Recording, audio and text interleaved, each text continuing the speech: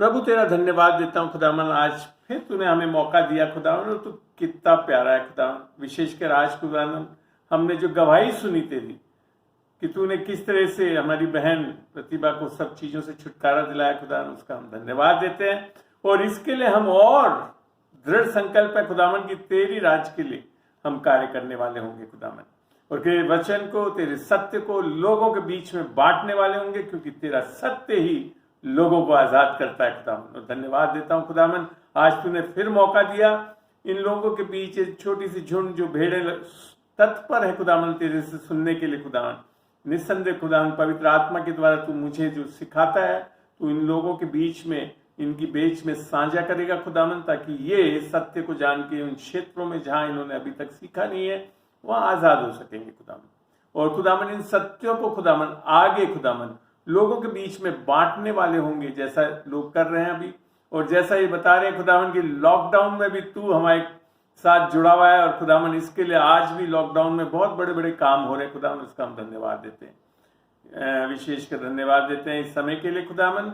इन सारी चीजों को, यंत्रों को, कनेक्शंस, इंटरनेट, हम एक एक जन को खुदावन जो मेरी आवाज को सुनते खुदावन तेरे पवित्र लहू में ढांपता हूँ विश्वास के द्वारा, और ये मांगता हूँ यीशु के नाम से, आमीन आमीन आमीन। चलिए अब हम शुरू कर रहे हैं। अब आप लोग थोड़ा सा ध्यान रखें कि ज्यादा बोले नहीं कोई, बीच में आवाजों को कम करके रखें।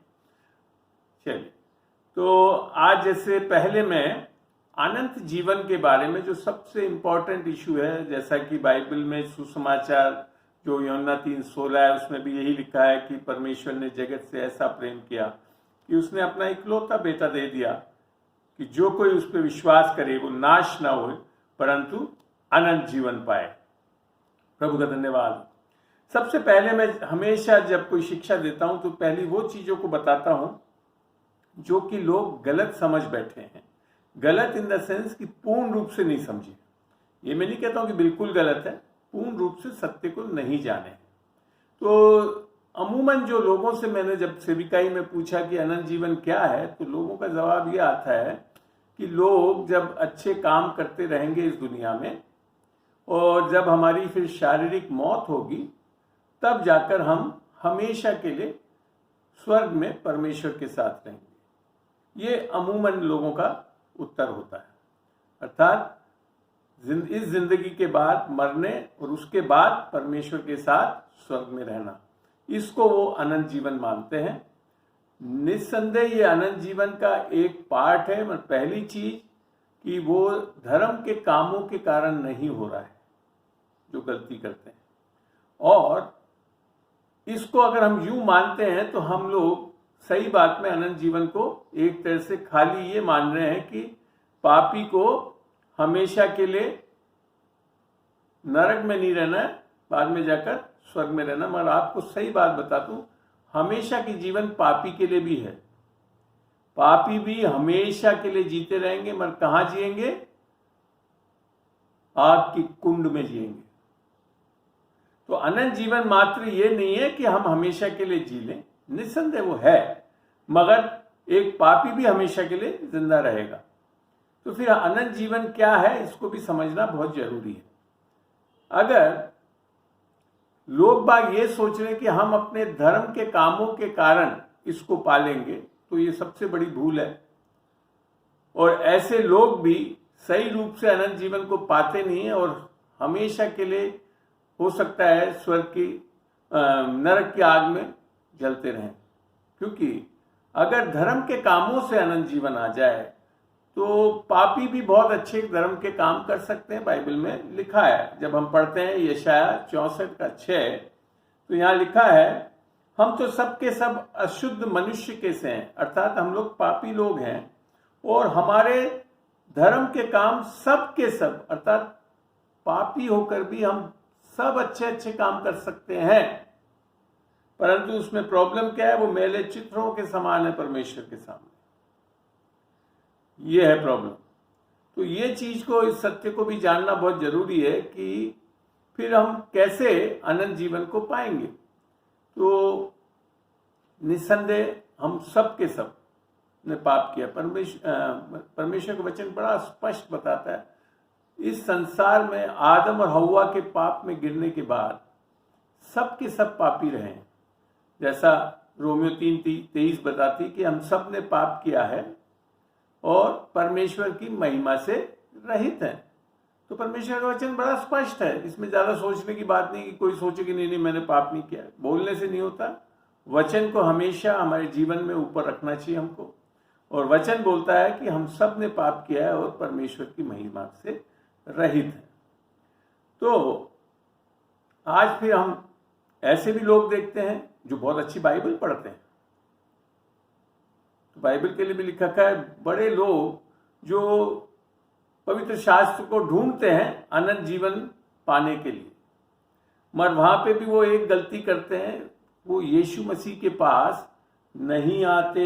बाइबल का वचन बोलता है, यूहन्ना 5 में खोलते हैं, इसको पढ़ते हैं हम। खोलिए यूहन्ना का 5, और यहां पे यूं लिखा है, यूहन्ना 5 का 39 से पढ़ रहा हूं, 39 से। यूं लिखा है, तुम पवित्र शास्त्र में ढूंढते हो, और मैंने सही में जिंदगी में ऐसे लोग भी देखे, बल्कि मेरे परिवार में कुछ अच्छे सेव जो नाम के लिए यीशु मसीह का सेवकाई कर रहे थे, बहुत अच्छी तरह पवित्र शास्त्र जानते थे, मगर जब जीवन को देखा मैंने उनके अंदर अनंत जीवन को नहीं पाया। मैंने यहां लिखा है, तुम पवित्र शास्त्र में ढूंढते हो क्योंकि समझते हो कि उसमें अनंत जीवन तुम्हें मिलता है, और ये वही है जो मेरी गवाही देते हैं। और फिर आगे लिखा है 40 में, फिर भी तुम जीवन पाने, जीवन पवित्र शास्त्र में नहीं है, पवित्र शास्त्र बता रही है कि अनंत जीवन देने वाला कौन है। तो यहां लिखा है, फिर भी तुम जीवन पाने के लिए मेरे पास नहीं आते। ये बहुत बड़ी लोगों की प्रॉब्लम है, और विशेषकर जो लोग ये सोचते हैं कि हम बाइबल पढ़ लेंगे और सब कुछ जान जाएंगे, वचनों को रट लेंगे तो अनंत जीवन पालेंगे। ऐसा नहीं लिख रखा बाइबल में। निस्संदेह अनंत जीवन किससे मिलता है उसके बारे में बाइबल बताती है, जैसा यहाँ वचन में बताया है, मगर अनंत जीवन कौन देने वाला है, वो है यीशु मसीह। तो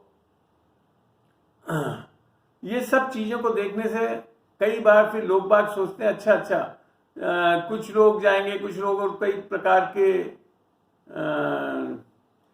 आग है या हेल्स है।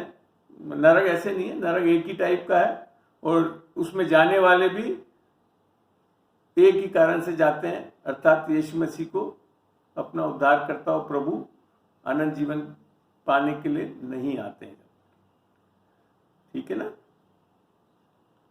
अब एक और बड़े सत्य को हम सबको जानना है, और आप लोगों ने सीखा हुई है मेरे से, कि हमारी आत्मिक दशा जो है, चाहे हम पापी हों या हम धर्मी हों, मैं से वापिस से बता रहा हूं, हमारी आत्मिक दशा हमारी पापी होने का या हमारे धर्मी होने का, ये हम जो कुछ कर रहे हैं उसके कारण नहीं है। ये मात्र वचन के अनुसार दो जन के अंदर होने से होता है।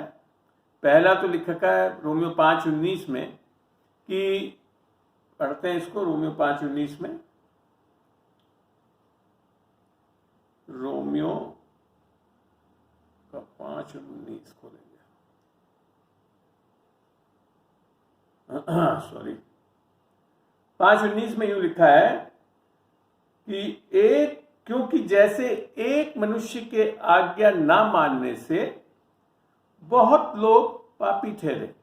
ये कौन सा मनुष्य है? अर्थात आदम के अनाज्ञाकारिता के कारण हम सब के सब पापी ठहर रहे हैं, क्योंकि हम सब आदम में हैं। फिर आगे लिखा है इसमें, जो कि एक तरह से सुसमाचार है, वैसे ही जैसे आदम के अनाज्ञाकारिता से हम सब पापी ठहरे, वैसे ही एक धर्मी का काम भी, अर्थात यीशु मसीह जो दूसरा आदम है, सब मनुष्यों के लिए जीवन के निमित्त धर्मी ठहराए जाने का कारण है। तो हम पापी भी हमारे कर्मों के आधार पर नहीं बनते, हम पापी हैं इसके लिए पाप के कर्म करते हैं। समझ में आ रही बात? हम पापी क्यों हैं? आदम के अनाज्ञाकारिता के कारण, ठीक है। और हम धर्मी कैसे हो सकते हैं? यीशु मसीह की आज्ञाकारिता के कारण। और क्योंकि जब हम यीशु मसीह में धर्मी होते, तब हमारे धर्म के काम जो कि यीशु मसीह के कारण है, वो हमारे परमेश्वर के सामने ग्रहण योग्य होते हैं। हमारे अपने धर्म के कार्य कभी भी परमेश्वर के सामने ग्रहण योग्य नहीं हो सकते, जैसा मैंने यशायाह से बताया आपको। अब हम पढ़ते हैं पहला कुरिन्थियों का 15 पढ़ते हैं। क्या लिखा है वहां पे?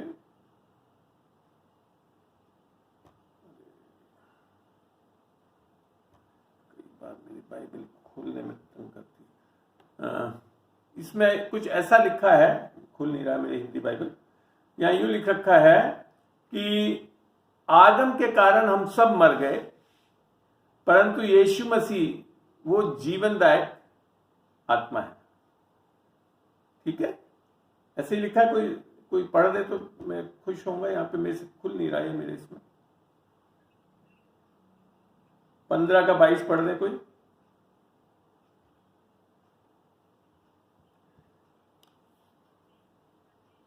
जी, तो यहां लिखा था आदम में, बस आदम में सब मरते हैं और मसीह में सब जिलाए जाते। तो ये दो स्थिति को समझना हमारे को जरूरत है। हम जब तक आदम में हैं तो मरे हुए लोग हैं, हम जिंदा हैं मगर आत्मिक रूप से मरे हुए हैं। और जब हम यीशु मसीह में होते हैं तब हम आत्मिक रूप से जीवित होते हैं। ठीक है ना? तो हमारा जब शारीरिक जो जन्म होता है वो सब हम आदम में जन्मे हुए होते हैं। इसके लिए हम उसके कारण हम सब के सब पापी हैं और इसके कारण से हम सबको कहां जाना है? नरक के कुंड में। और पापी होने के कारण हम चाहे कितने भी धर्म के काम कर ले तब भी हम धर्मी नहीं ठहर सकते, अर्थात परमेश्वर के साथ हमारा सही रिश्ता नहीं हो सकता। क्योंकि धार्मिकता के लिए अर्थात सही रिश्ते के लिए हमारे को क्या चाहिए? परमेश्वर की धार्मिकता, जो दान के रूप में यीशु मसीह के द्वारा मिलती है हमको। ये इसके कारण हम परमेश्वर के साथ सही तरीके से जुड़ पाते हैं, अन्यथा हम जुड़ ही नहीं सकते। और ये जो चीज जब होती है हमारे जीवन में, तब जाकर हम यीशु मसीह को, जिसको हम अपना उद्धारकर्ता और प्रभु ग्रहण करते हैं, हमारा आत्मिक जन्म होता है। किसके द्वारा? यीशु की आत्मा के द्वारा, जिसे हम बोलते हैं नया जन्म। और ये नया जन्म जो है उसे अनंत जीवन बताया गया है। समझ में आई बात? अब बात आती है कि हम लोग, कई लोग यीशु मसीह के पास आते हैं किस चीज के पूरा करने के लिए? हमारी रोजमर्रा जीवन की जरूरतों को पूरा करने के लिए। जैसे बहुत अच्छी नौकरी मिल जाए, घर मिल जाए, गाड़ी मिल जाए, खाना मिल जाए, एक अच्छा जीवन साथी मिल जाए, अच्छी हमारे को शारीरिक तंदुरुस्ती मिले, चंगाई मिले रोगों से। इस प्रकार की कई चीजों के लिए हम यीशु मसीह के पास आते हैं। इसमें आना कोई गलत नहीं है। यीशु मसीह ये सब चीजें भी देने के लिए तैयार है, मगर उससे भी बढ़कर है, हमारी आत्मिक जरूरत के लिए नहीं आते। आत्मिक जरूरत क्या है? कि हमारे को अनंत जीवन चाहिए। अगर हमारे को अनंत जीवन नहीं मिल रहा है तो यीशु मसीह के पास से ये सब चीजें लेकर अनंत जीवन मान लेना गलत है। क्योंकि यीशु मसीह ने इस चीज के लिए भी बताया वचन में। जब खोलते हैं यूहन्ना 6 का, और अब मैं 26 से पढ़ रहा हूं और थोड़ा आगे तक पढ़ूंगा धीरे धीरे। यीशु ने उन्हें उत्तर दिया कि यूहन्ना 6 का 26, यीशु ने उन्हें उत्तर दिया कि मैं तुमसे सच सच कहता हूं, तुम मुझे इसलिए नहीं ढूंढते हो कि तुमने अचंभित काम देखे, परंतु इसलिए कि तुम रोटियों खाकर तृप्त हुए, अर्थात शारीरिक जरूरतों के पीछे आए। ये उस समय की बात है जब यीशु मसीह ने उनको मच्छी और कुछ रोटियों से खाना खिलाया था। तो उसके बाद लिखा है कि नाशवान भोजन के लिए परिश्रम ना करो, परंतु उस जीवन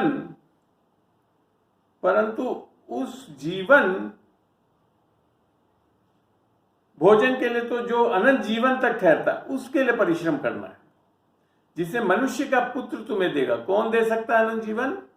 मात्र मसीह का पुत्र दे सकता है और कोई नहीं दे सकता हमको। तो ये चीज बड़ा स्पष्ट है। फिर लिख रखा है क्योंकि पिता अर्थात परमेश्वर ने उसी पर छाप कर दी है। किसको देने के लिए हक दिया है अनंत जीवन? यीशु में। हर किसी के पास अनंत जीवन नहीं है, यीशु मसीह ही हमारे को अनंत जीवन दे सकता है। आगे लिखा है तो उन्होंने उससे कहा परमेश्वर के कार्य करने के लिए हम क्या करें? यीशु ने उत्तर दिया परमेश्वर का कार्य यह है कि तुम उस पर जिसे उसने भेजा है विश्वास करो। क्या बोला? काम, अच्छे काम कर लेने के लिए नहीं बोला। किस पे? यीशु मसीह पे विश्वास करने से, अर्थात उसे अपना उद्धारकर्ता, हमारे पापों के लिए माफी उद्धारकर्ता के रूप में ग्रहण करने से हमको मिल सकता है। तो यहां पे बड़ा स्पष्ट है कि लोग उस जमाने में भी जो यीशु मसीह के पास पहले आए थे वो सब क्या करने के लिए आए थे? यीशु मसीह से खाली शारीरिक जरूरतों को पूरा करने आते हैं। और हम भी ऐसी कई बार जब शुरुआत होती है हमारी तो हम यीशु मसीह के पास ऐसी चीजों के लिए ही आते हैं। उसमें कोई गलती नहीं है। यीशु मसीह इतना अच्छा भला परमेश्वर है कि वो देता है, मगर हमको खाली उस पर नहीं रुकना है, हमको उससे आगे बढ़ना है। और असली पर्पस जिस कारण से यीशु मसीह आया, हमको आत्मिक बनाने के लिए, अनंत जीवन देने के लिए, उसके लिए हमको आगे बढ़ना चाहिए।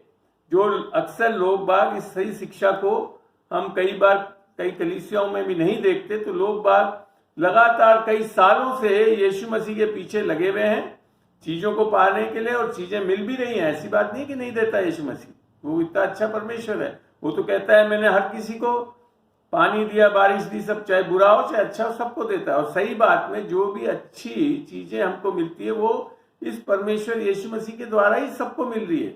इवन अन्य जाति में भी जिसको कुछ मिल रहा है अच्छा, वो ये परमेश्वर के द्वारा ही है, और कोई परमेश्वर है भी नहीं बाइबल के हिसाब से।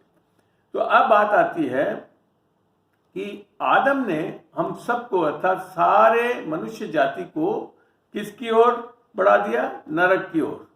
मगर खुशखबरी क्या है हमारे लिए कि आज यीशु मसीह 2000 साल पहले हमारे लिए आ चुका है, जिसने हमारे पापों को भी ले लिया, पापों का दंड सह लिया, ताकि हम अगर उस पर विश्वास करें इस बात के लिए तो वो हमारे को अनंत जीवन का वरदान देने के लिए तैयार है। जैसा रोमियो 6:23 में लिखा है। पढ़ते हैं रोमियो 6:23 खोल के। रोमियो का 6:23 पढ़ रहा हूं मैं। यहां यूं लिखा है,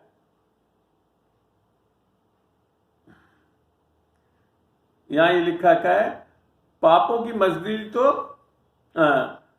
मजदूरी तो मृत्यु है, परंतु अनंत जीवन परमेश्वर यीशु मसीह के द्वारा हमें देता है, वो वरदान के रूप में देता है। ये एक मिनट रुके, सही वापस पढ़ता हूं मैं। यूं लिखा है क्योंकि पाप की मजदूरी तो मृत्यु है, परंतु परमेश्वर का वरदान हमारा प्रभु यीशु मसीह में अनंत जीवन है। तो वरदान है, अनंत जीवन खरीदा नहीं जा सकता, कमाया नहीं जा सकता है, कर्मों पे आधारित नहीं है। वो किस पे आधारित है? क्योंकि परमेश्वर भला है, परमेश्वर अच्छा है। इसके लिए उसने मनुष्य जाति जिसको उसने बनाया था, वो पाप में जब आदम और हव्वा गिरे तो वो लोगों से बैर नहीं कर रहा था, पाप के कारण उसके अंदर घृणा आई थी, लोगों से घृणा नहीं आई थी। और इसके लिए उसने इजाद करा, किसके लिए? कि हम वापस परमेश्वर के साथ जुड़ सकें, पाप में से निकल सकें। और इसके लिए उसने यीशु मसीह को भेजा ताकि मनुष्य जाति उसके द्वारा उद्धार पा सके। जैसे तीतुस 2:11 में लिखा है ना कि परमेश्वर का अनुग्रह प्रकट हो चुका है कि हम सब उसके द्वारा उद्धार पा सकते हैं। अब चुनना हमारे हाथ में। अब बाइबल में रोमियो 5:12 में लिखा है पाप के बारे में। यहां लिख रखा है कि आदम जो कि पापी बना सबसे पहले, उसके लिए लिखा है, और इसलिए जैसा एक मनुष्य के द्वारा पाप जगत में आया और पाप के द्वारा मृत्यु आई, और इस रीति से मृत्यु सब में फैल गई, है ना, इसलिए कि सबने पाप किया। तो क्या हुआ? ये आदम के कारण पाप जगत में आया, और पाप के कारण मृत्यु अर्थात शारीरिक मौत, आत्मिक मौत और हमारे प्राणों में एक तरह से मौत आई, और फिर ये सब में फैल गई और हम सब पाप करने लगे। अब पापों से मुक्ति पाने के लिए बाइबल बड़ा स्पष्ट बताती है। जब हम इब्रानियों 9 का खोलते हैं और पढ़ते हैं, इब्रानियों 9 में लिखा है यूं,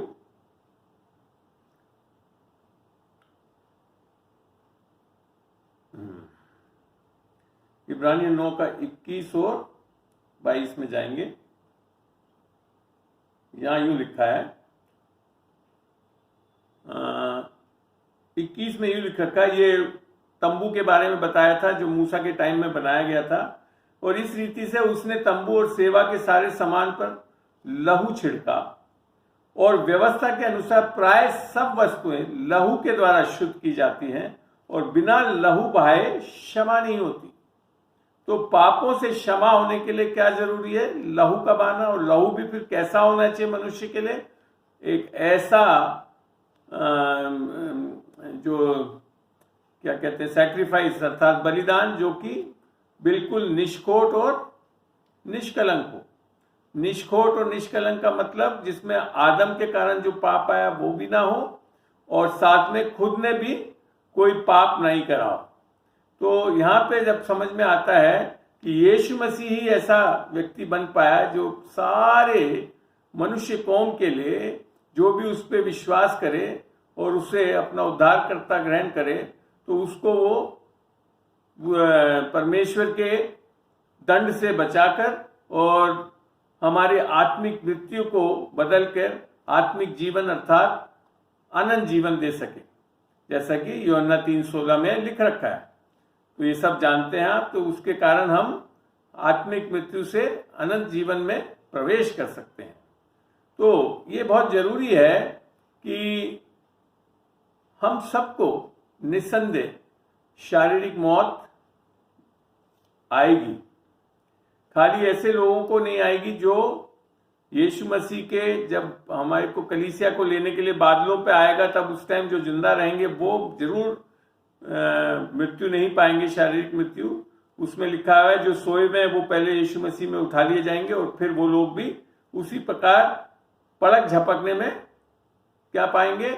नया रेजरेक्टेड अर्थात पुनरुत्थान शरीर पाकर यीशु मसीह के साथ बादलों में उठा लिए जाएंगे। और इन सब लोगों का दूसरा जो मृत्यु है अर्थात आग के कुंड में जो डाले जाएंगे, उनसे वो बच जाएंगे, और हमेशा के लिए फिर यीशु मसीह परमेश्वर के साथ हम साथ रहने वाले होंगे। तो इसके लिए फिर बाइबल में बड़ा स्पष्ट बताया है। जब यूहन्ना में पढ़ते हैं 1:12 में, यूहन्ना 12 में जब लिखा है कि जितनों ने उसे ग्रहण किया उसको उसने परमेश्वर का बेटा बेटी होने का हक दिया, जितनों ने उसके नाम पर विश्वास किया। तो जो भी विश्वास रखते हैं किस बारे में? कि हमारा उद्धारकर्ता यीशु मसीह है, हम पापी थे और हमारे को उद्धारकर्ता की जरूरत है, और अनंत जीवन के लिए जो भी यीशु मसीह के पास आ रहा है इस मानसिकता को लेकर, और जब यीशु मसीह को अपना उद्धारकर्ता और प्रभु ग्रहण करता है अंगीकार करके, तो निस्संदेह उसको अनंत जीवन यीशु मसीह देता है।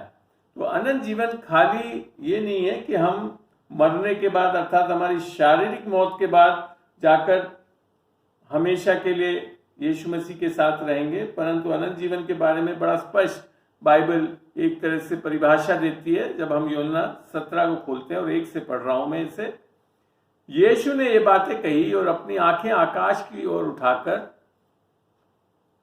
कहा, हे पिता, वे घड़ी आ पहुंची, अपने पुत्र की महिमा कर कि पुत्र भी तेरी महिमा करे, क्योंकि तूने उसको सब प्राणियों पर अधिकार दिया कि जिन्हें तूने उसको दिया है उन सब को वे अनंत जीवन दे। तो देने वाला कौन है? अनंत जीवन यीशु मसीह। और अनंत जीवन ये है कि वे तुझ अद्वैत सच्चे परमेश्वर को और यीशु मसीह को जिसे तूने भेजा है जाने। यहाँ पे ये समझना जरूरी है, यीशु मसीह खुद परमेश्वर है ही, मगर यहाँ जब ये लिख रखा है यीशु मसीह को जाने, तो ये यीशु मसीह जो मनुष्य के पुत्र के रूप में आया, अपने उद्धारकर्ता और प्रभु उद्धारकर्ता बनकर, उसको व्यक्तिगत रूप से जाने, तो उस वही अनंत जीवन, उसके कारण अनंत जीवन हमको मिलता है। और ये जो चीज है, इस चीज को बड़ा स्पष्ट बताया कि पौलुस ने इस चीज को बताया कि सुसमाचार से ये उद्धार संभव है, जैसा कि पहला कुरिन्थियों 15:1-4 में कई बार समझा चुका हूं। इसमें लिखा है कि यीशु मसीह ने हमारे पापों के लिए मारा गया, गाड़ा गया और तीसरे दिन जी उठा। जब हम इस पे विश्वास करते हैं तब हमारा विश्वास सार्थक होता है और उसके कारण हमारा उद्धार होता है। तो जब हम सुसमाचार सुनते हैं और ये सुसमाचार इतना अच्छा, और जब हम अपने मनों को फेरते हैं, अर्थात रिपेंटेंस जो अंग्रेजी में बोलते हैं, मन फिराना क्या है कि हमारे विचार को बदलना कि हम अपने स्वयं का उद्धार नहीं कर सकते, हमारे में कोई बल नहीं है, हम परमेश्वर के सामने पापी हैं, हम में परमेश्वर की आत्मा नहीं है और हम एक तरह से दुश्मन है परमेश्वर के। और जब इस चीज को मन फिराकर हम मानते हैं कि यीशु मसीह हमारे को, क्योंकि वो इतना भला है, इतना अच्छा है कि परमेश्वर ने हमसे इतना अच्छा प्रेम किया है कि उसने अपनी जान को दे दिया है ताकि हम बच सकें, इस चीज के ऊपर हम जब मन फिराते हैं तो सुसमाचार पे हम विश्वास करके अनंत जीवन पाने के हकदार हो जाते हैं। ठीक है ना। अब ये चीज जो सुसमाचार को शुरुआत की जब कलीसियाएं भी बन रही थी, तब भी पौलुस के टाइम में भी कईयों ने, जो विशेषकर ऐसे लोग थे जिन्होंने इस सुसमाचार को एक तरह से बदलने की कोशिश करी, जिसके कारण पौलुस उन पे बहुत नाराज हुआ। इसको पढ़ते हैं हम, जब गलतियों को खोलते हैं, गलतियों 1 को खोलें, गलतियों 1 को, गलतियों 1 मैं पढ़ रहा हूं। इसमें जो मोटी बात है 1 से 9 आप पढ़ लेना। इसमें जो चीज समझाई है पौलुस ने, कि पौलुस कहता है कि अभी तुमने यीशु मसीह और प्रभु के पिता परमेश्वर के कारण, जिसने यीशु मसीह को मुर्दों में से जिला दिया, गलतियों की चर्चों को बोलता है कि अभी तुम्हारे कोई अनुग्रह और शांति तुम्हें को मिले और यीशु मसीह के कारण तुमने इस बुरे संसार से छुटकारा पाया है और तुम परमेश्वर से जुड़ पाए हो, उसकी महिमा हो, और अब इतने जल्दी तुम इस सुसमाचार, मसीह के अनुग्रह के सुसमाचार को पलटकर अब तुम लोगों को परेशान कर रहे हो और इस सुसमाचार को बदल रहे हो। और फिर कहता है अगर स्वर्गदूत भी आकर ऐसा कुछ करे तो वो क्या हो जाए, श्रापित हो जाए। और एक बार भी नहीं बोला, फिर वापस बोला कि अगर ऐसा कोई भी आकर इसको करे तो वो श्रापित हो जाए। तो ये चीज समझने की बात है कि ये ऐसा क्या, इसको कैसे सुसमाचार को हम लोगों ने बदला जो उस जमाने के। तो ये चीज हम देखते हैं कि उस जमाने के जो फरीसी थे, जो कि धर्म गुरु के रूप में जाने जाते थे, उन्होंने इस सुसमाचार को बदलने की कोशिश करी। और उन्होंने क्या बदलने की कैसे करी कि खाली यीशु मसीह को ग्रहण करने से नहीं होगा, तुमको व्यवस्था के कामों को भी पूरा करना पड़ेगा, तब जाकर तुम्हारा उद्धार होगा। तो ये जो चीज थी कि ये एक तरह से ये बता रही थी कि तुम्हें अपने आप को अपना उद्धारकर्ता बनाना पड़ेगा। कैसे? व्यवस्था को पूरा करके। ये तरीका था कि हम सुसमाचार को एक तरह से बदल देते हैं, उसको क्या कर देते हैं, अपने आप को उद्धारकर्ता बनाने में लग जाते हैं। और जब हम अपने उद्धारकर्ता बनने लगेंगे तो कभी भी यीशु मसीह को अपना उद्धारकर्ता ग्रहण नहीं कर पाएंगे। इसको पढ़ने के लिए हम देखते हैं प्रेरितों को खोलिए, प्रेरित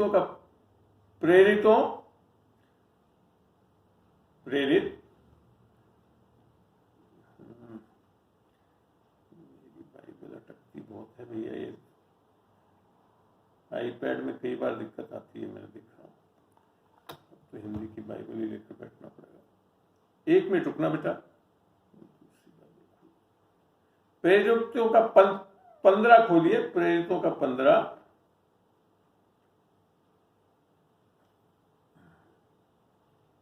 खोला आप लोग ने? तो प्रेरितों का 15 में हम चलते हैं और इसको थोड़ा मैं काफी ऊपर से पढ़ाऊंगा तो कि समझ में आए कि कैसे इस सुसमाचार को बदल के और इसके कारण लोग बाग अनंत जीवन नहीं पाते हैं।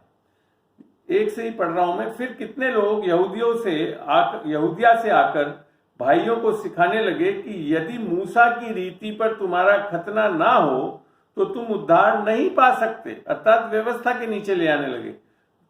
खतना का जो कार्य था वो व्यवस्था में दिया गया था। पहली बार अब्राहम को परमेश्वर ने बोला था, और ये यहूदियों में एक व्यवस्था हो गई थी, यहाँ तक कि यीशु मसीह को भी खतना कराया गया था जब जन्मने के बाद। तो फिर आगे लिखा है, जब पौलुस और बरनबास को उनसे बहुत झगड़ा और वाद विवाद हुआ तो ये ठहराया गया कि पौलुस और बरनबास और हम में से कितने और व्यक्ति इस बात के विषय में यरूशलेम के प्रेरितों और प्राचीनों के पास जाएं। तो उस जमाने में भी ये वाद विवाद शुरू हुआ जो आज भी करते हैं। मेरे साथ में जब सुसमाचार को बताता हूँ, कई लोग आकर इस चीज पे वाद विवाद करने भी लगते हैं। मेरे साथ भी हुआ ये, और उस टाइम भी हुआ था। तो तीसरे में लिखा है, सो मंडली ने उन्हें कुछ दूर तक पहुंचाया और उन्हें फीनो के और ये चलिए छोड़िए, फिर चलते हैं हम नीचे, आइए।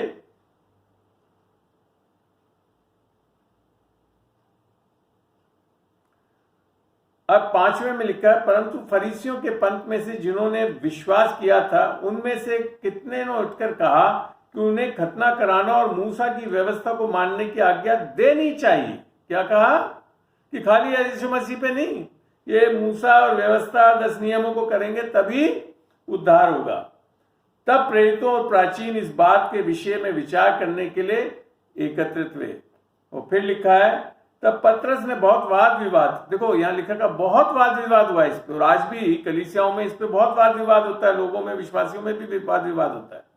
के बाद खड़े होकर उनसे कहा, हे भाइयों, तुम जानते हो कि बहुत दिन गए कि परमेश्वर ने तुम में से मुझे चुन लिया कि मेरे मुंह से अन्य जाति सुसमाचार का वचन सुनकर विश्वास करें। और मैंने और मन के जांचने वाले परमेश्वर ने उनको भी हमारी नाई पवित्र आत्मा देकर उनकी गवाही दी, और विश्वास के द्वारा उनके मन शुद्ध करके हम में और उनमें कुछ भेद ना रखा। तो अब तुम क्यों परमेश्वर की परीक्षा करते हो? देखिए, अब ऐसे लोग जो कर रहे हैं वो क्या कर रहे हैं? परमेश्वर की परीक्षा करते हो कि चेलों की गर्दन पर ऐसा जुआ रखो जिसे ना हमारे बाप दादा उठा सके थे और ना हम उठा सके। देखो, व्यवस्था से इवन पुराने नियम में भी कोई भी धर्मी नहीं ठहराता। कैसे धर्मी ठहरते थे? आशीष कैसे मिलती थी? अर्थात बलि प्रथा, जो कि परमेश्वर ने इजाद करी थी, जिसके कारण फिर बाद में अब जाकर यीशु मसीह के द्वारा उसको पूर्ण कर दी। वो एक तरह से छाया प्रतिबिंब थी, अब यीशु मसीह के द्वारा पूर्ण हो चुकी है। फिर 11 में लिखा है, हाँ, हमारा ये तो निश्चय है कि जिस रीति से वे प्रभु यीशु के अनुग्रह से उद्धार पाएंगे। किससे उद्धार पाएंगे? अनुग्रह से, आज्ञा मानने से नहीं, अनुग्रह से उद्धार पाएंगे, उसी रीति से हम भी पाएंगे। तब सारी सभा चुपचाप होकर बरनबास और पौलुस की सुनने लगी कि परमेश्वर ने उनके द्वारा अन्य जाति में कैसे कैसे चिन्ह और अद्भुत काम दिखाए। अद्भुत काम और अन्य ये कब होते हैं? जैसा कि मरकुस 16 में भी लिखा है, यीशु मसीह ने कहा, जाओ जगत में जाकर सुसमाचार को सुनाओ और मेरे नाम से दुष्ट आत्मा निकालो, अपने हाथों को रख के लोगों को चंगा करो।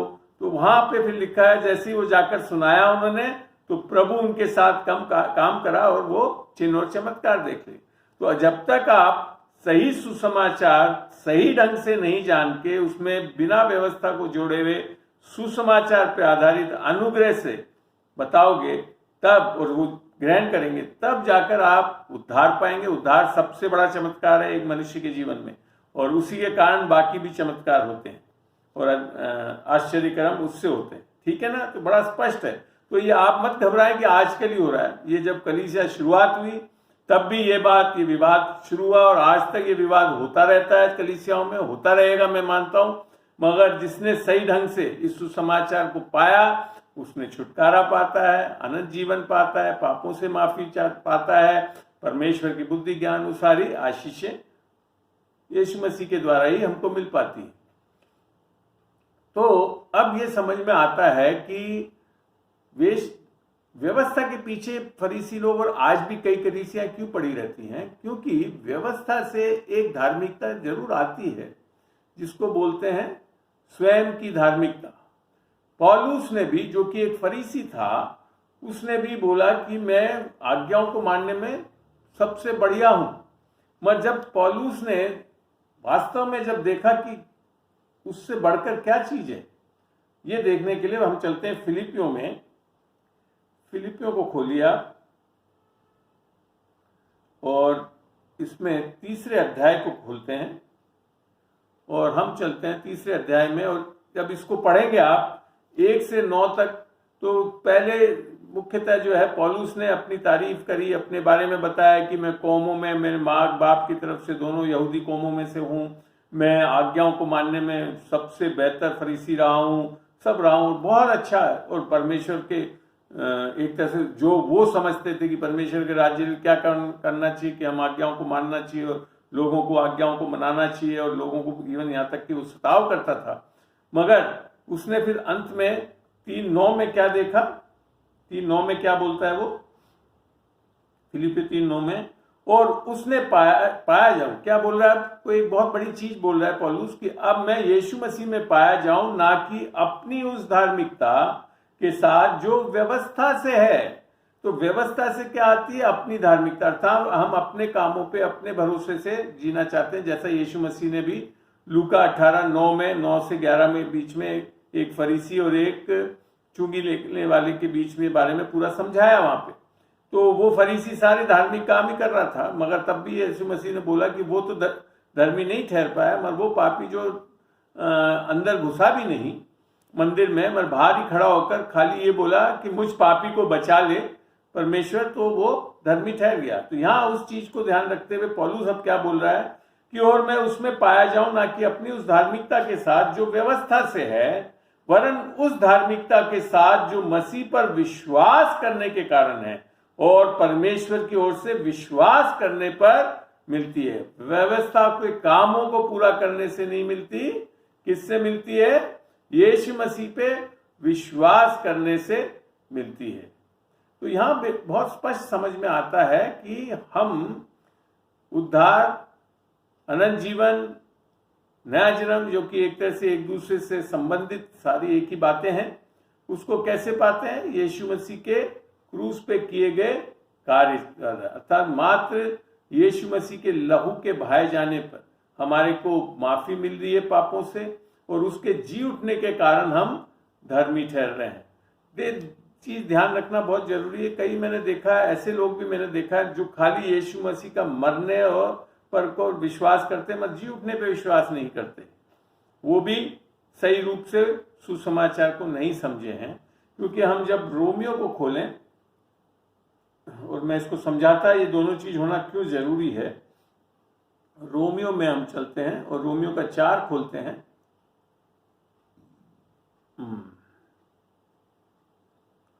रोमियो 4 में जब हम पढ़ते हैं इसको 20 से, तो यहां यूं लिखा है,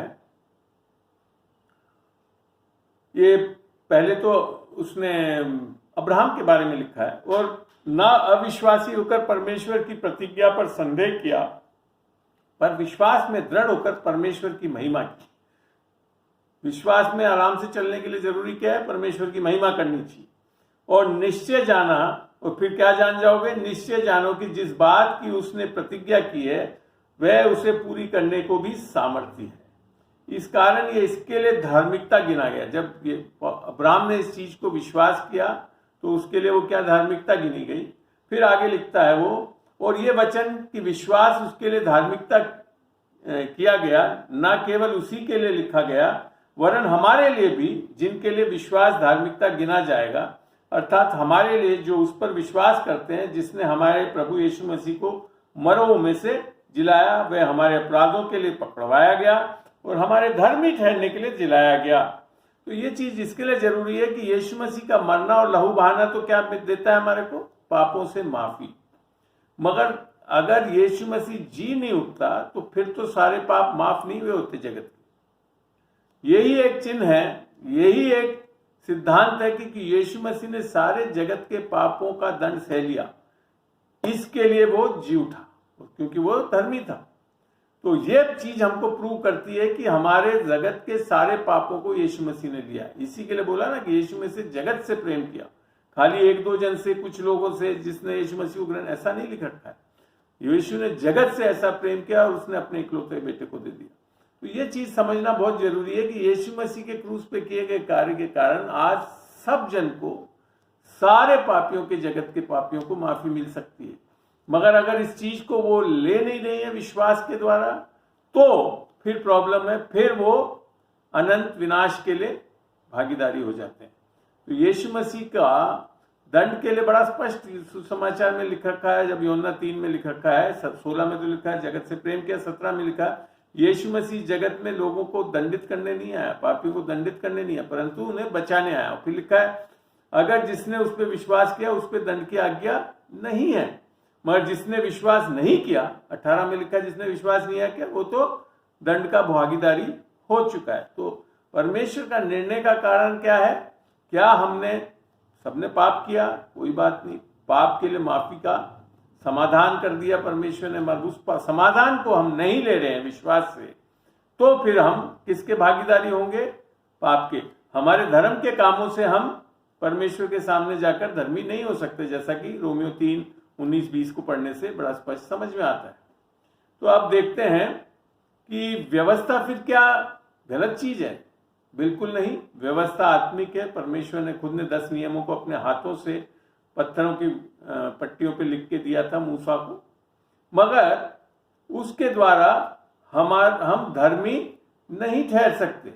ये चीज समझना है, और बाइबल भी यही बताती है। जब हम इसको गलतियों में पढ़ते हैं, गलतियों को खोलें, गलतियों का 3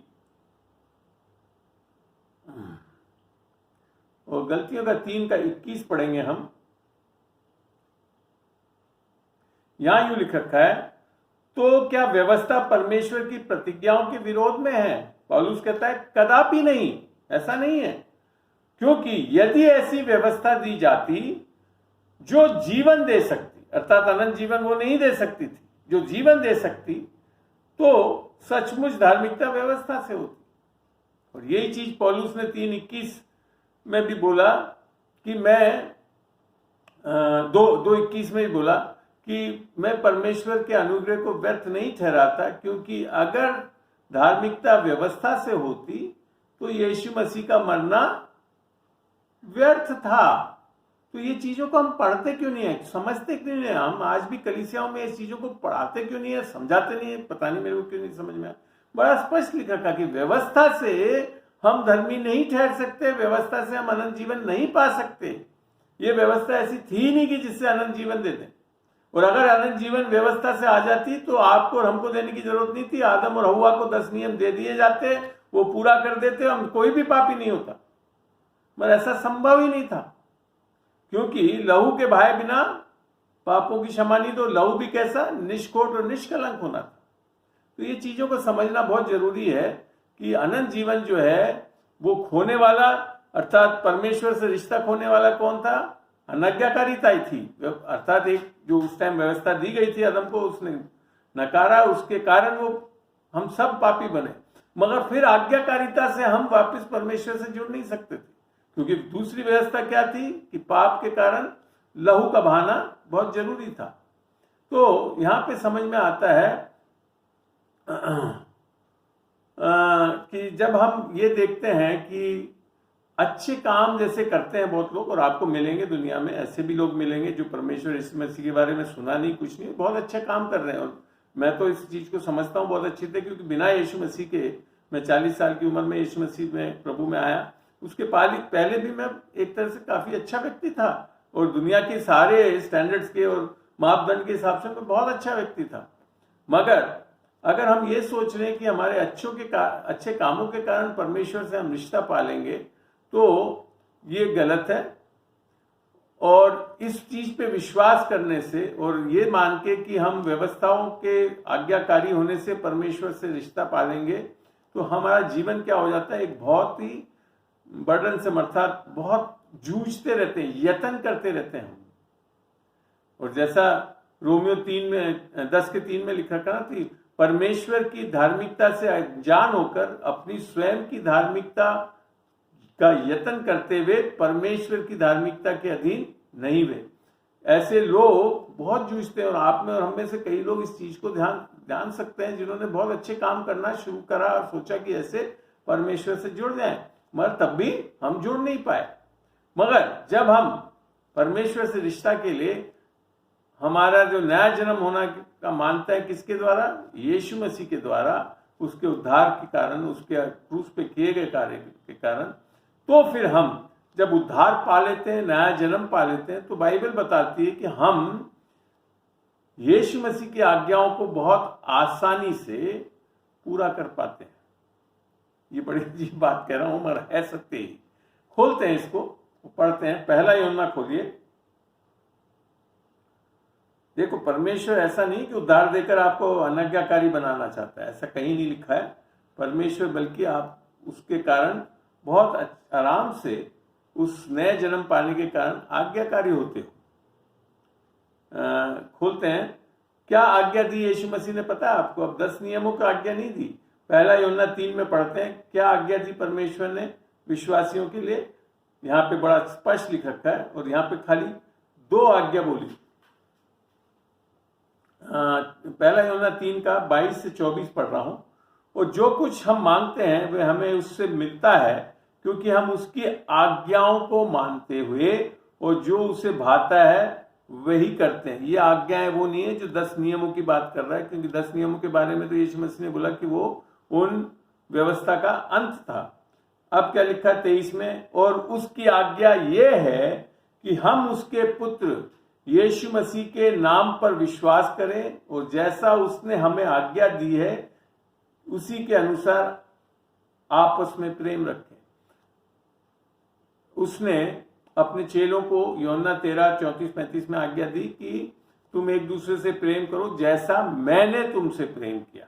अर्थात आज हम उद्धार के कारण परमेश्वर का प्रेम हमारे अंदर हृदयों में पवित्र आत्मा के द्वारा डाला जाता है, जैसा रोमियो 5:5 बताता है। और अब उस प्रेम को लेकर हम एक दूसरे से कैसे प्रेम करेंगे? अपने प्रेम से नहीं करने की बात कर रहा है।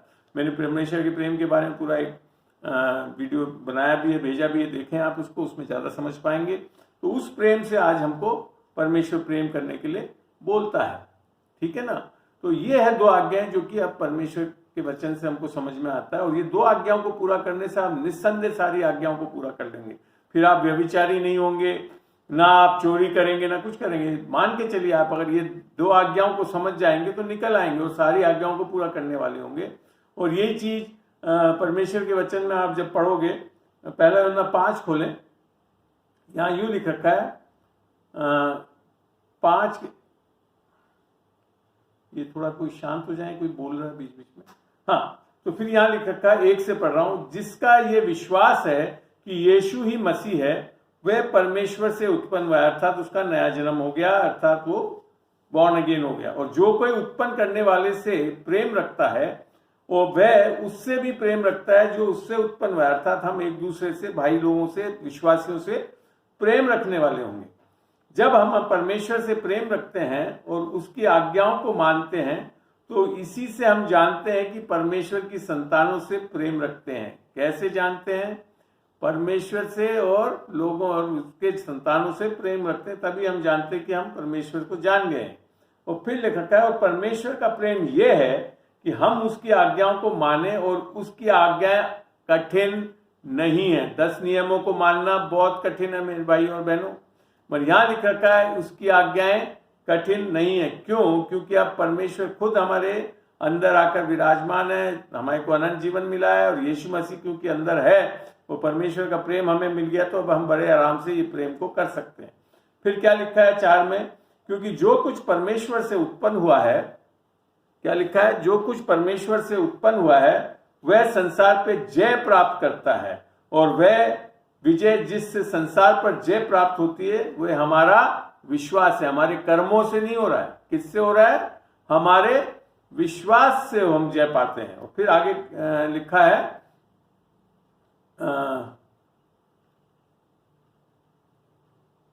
हाँ, तो यहां बड़ा स्पष्ट है कि हम कौन संसार में विजयी हो सकता है? जो नया जन्म पाया है, जिसने यीशु मसीह का अनंत जीवन पाया है, जिसने परमेश्वर की आत्मा को पा लिया है, तो वो क्या हो जाता है? एक बहुत ही सामर्थ्य जीवन बिताने वाला व्यक्ति हो जाता है।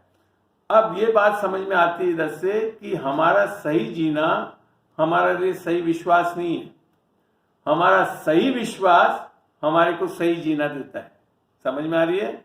हम सही जीने से सही विश्वास में चलना कोई जरूरी नहीं है, मगर हम अगर सही विश्वास करते हैं तो सही जीते हैं। ये बहुत बड़ा स्टेटमेंट है, बहुत बड़ा कथन है, इसको समझे। तो अब हमको समझ में आता है कि जब हम ये करते हैं तो पवित्र आत्मा के मिलता है हमको। तो जैसा कि गलतियों में भी लिखा है, गलतियों 3:14 में, और हम सारे आशीषों को पाने के लिए हकदार हो जाते हैं। किसकी? जो कि अब्राहम को दी गई थी। गलतियों 3 को पढ़ते हैं, 3:14, वहां यूं लिखा है, गलतियों 3:14, ये इसलिए हुआ कि इब्राहिम की आशीष मसीह यीशु में अन्य जातियों तक पहुंचे, अन्य जाति अर्थात हम सब, और हम विश्वास के द्वारा उस आत्मा को प्राप्त करें जिसकी प्रतिज्ञा हमें दी गई थी। तो ये है वो अनंत जीवन, ये है वो विश्वासी जीवन जिसके द्वारा हम जयवंत होते हैं। तो जब तक हम यीशु मसीह को अपना उद्धारकर्ता और प्रभु नहीं ग्रहण करेंगे तब तक हम इस चीज को नहीं पा सकते। प्रभु का धन्यवाद हो इन अनंत जीवन के लिए। और फिर जब हम इस अनंत जीवन को पाते हैं तो हम फिर आत्मा से चलने के लिए सामर्थ्य हो जाते हैं और हमारे अंदर आत्मा की गवाही होती है। जैसा रोमियो 8:16 में लिखा कि आत्मा स्वयं हमारी आत्मा को गवाही देता है कि हम परमेश्वर के पुत्र हैं। और जब हम इसके बाद परमेश्वर के आत्मा के वरदानों को और फलों को पा लेते हैं तो फिर हम एक बहुत जयवंत जीवन इस संसार में अनंत जीवन पाकर जीने वाले हैं। तो अनंत जीवन से क्या मिलता है कि हम इन संसार में अब खाली देह में नहीं चले, परंतु हम अब आत्मा से चलने वाले हो सके। और आत्मा का जीवन क्या होता है? एक सामर्थ्य जीवन, एक अलौकिक जीवन, अर्थात हमारे अंदर त्रिएक परमेश्वर आकर रह रहा है और हम एक साधारण मनुष्य होकर त्रिएक परमेश्वर की सहायता से, मदद से, यीशु मसीह के द्वारा उन सब कामों को करने वाले हो जाते हैं जो कि अंत में परमेश्वर का वचन गलतियों 5:16 में बोलता है कि अब तुम आत्मा में चलो क्योंकि तुम जीवित हो गए और देह में नहीं चलना है हमको। और जैसा कि हम आत्मा से चलते हैं तो हम व्यवस्था को में नहीं रहते, परंतु जैसा कि गलतियों 5:18 में लिखा कर जो भी आत्मा में चलता है वो व्यवस्था के अधीन नहीं रहता। और ये बहुत बड़ी चीज है कि व्यवस्था में परमेश्वर नहीं चलाना चाहता है, परंतु हमको अनुग्रह से चलाना चाहता है। और फिर इसके कारण रोमियो 6:14 में लिखा है कि पाप की प्रभुता हमारे ऊपर कतई नहीं हो सकती। आमीन। तो ये है पूरा बेनिफिट, ये है अनंत जीवन का फायदा। इसके कारण हम एक बहुत अच्छा विश्वासी जीवन इस संसार में जीएंगे और आगे चल के परमेश्वर के साथ हमेशा हमेशा के लिए बने रहेंगे। यही सत्य है। क्लास को भी खत्म करता हूँ। प्रभु तेरा धन्यवाद देता हूँ खुदावन आज के दिन के लिए, इस प्यारे लोगों के लिए, इन भेड़ों के लिए खुदावन। निस्संदेह खुदावन जब आज तूने बातचीत करी इनसे, इन वचनों के द्वारा अनंत जीवन के बारे में ये स्पष्ट समझ पाए खुदावन। और खुदावन मैं धन्यवाद देता हूँ खुदावन कि आज भी इनमें से किसी ने भी अगर अनंत जीवन नहीं पाया है तो बड़े आसानी से छोटी सी प्रार्थना करके अनंत जीवन पा सकता है कि यीशु मसीह ही मेरा प्रभु और उद्धार करता है। वो मेरे पाप के लिए मारा गया, गाड़ा गया और तीसरे दिन जी उठा ताकि मैं उद्धार पा सकूं। प्रभु तेरा धन्यवाद देते हैं खुदावन इस समय के लिए, इस शिक्षा के लिए खुदावन। इससे लोगों के बीच में हम और बांट सके खुदावन। धन्यवाद देता हूँ खुदावन कि जिस तरह से तू इनके वीडियोस तैयार